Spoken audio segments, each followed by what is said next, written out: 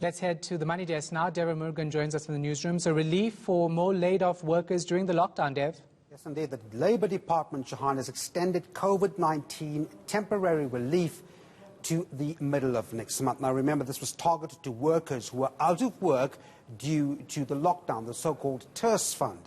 More than 6 million employees and over 500,000 businesses have benefited.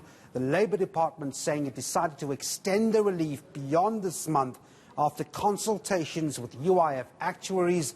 The President's extension of the national state of disaster was also taken into consideration when this particular fund was extended. Now, the extension means that there are more opportunities to apply for the TERS funding.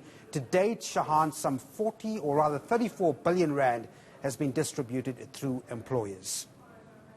And Debs, the finance minister saying in court papers SAA will not get money from emergency coffers. Yeah, I mean, this was a big controversial issue here, but the finance minister, Tito Mboweni, has listed several potential funding sources for South African Airways that don't include emergency provisions. Now, his ideas are contained in an answering affidavit to the DA. The opposition party sought an urgent application in the High Court to prevent Section 16 of the Public Finance Management Act from being used for so-called emergency funding of SAA. And, Shahan, we know that will hurt the coffers.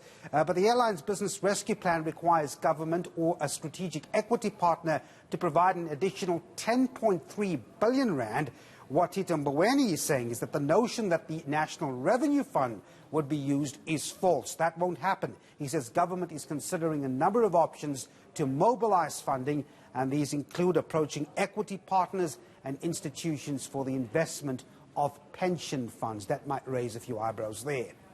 And I see the rand holding very well against the dollar this afternoon. Yes, indeed. It's all got to do with this huge stimulus package in Europe that's been put forward for some of the countries there to recover from the damage of COVID-19. So it's got a lot of sentiment up globally, and the rand and equity markets, for example, are doing actually quite well. The markets up by quite a big margin. Let's take a closer look at those figures, Shahan.